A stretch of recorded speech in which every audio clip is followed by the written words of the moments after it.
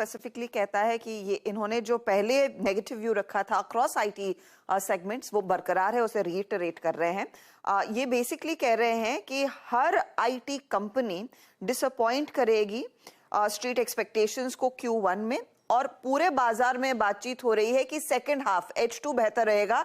तो शायद ये भी हो सकता है कि H2 में भी दरअसल जो स्ट्रीट एक्सपेक्टेशंस है वहां पर भी निराशा हाथ लगती हुई दिखाई दे। तो JP मॉर्गन बिल्कुल नहीं एक्सपेक्ट कर रहा है कि कोई सरप्राइज या फिर कोई रिकवरी सेकंड हाफ में भी आएगी, जो बाजार भर में चर्चा हो रही। इसीलिए इन्होंने कहा है कि इंफोसिस, TCS और एम्फोसिस को ये अपनी नेगेटिव वॉच लिस्ट में डाल रहे हैं।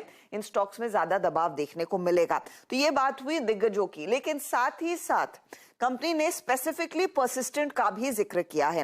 परसिस्टेंट पर इन्होंने दरअसल डाउनग्रेड किया है और अंडरवेट की रेटिंग अब आती हुई दिखाई दे रही है। टारगेट 4,100 रुपए प्रति शेयर का है।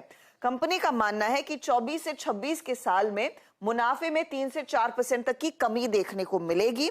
साथ ही साथ ये रेवेन्यू कट्स आएंगे, इसीलिए वो मुनाफे पर भी कमी देखने को मिलेगी।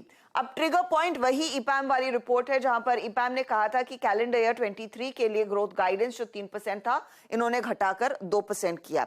ये 2% क्यों, -2% क्यों आया? क्योंकि उनको लगता है कि डिस्क्रिशनरी स्पेंड्स पर प्रेशर आने लगा है, और इसीलिए ईपैम ने कहा था कि गाइडेंस घटा रहे हैं। अब इसमें परसिस्टेंट वाला कनेक्शन क्या है? JP मॉर्गन कहती है कि परसिस्टेंट का सबसे ज्यादा एक्सपोजर डिस्क्रिशनरी स्पेंड्स पर है। 83% का एक्सपोजर यहां पर परसिस्टेंट का है, जहां पर इसके पियर्स का 40 से 75% के आसपास का रहेगा।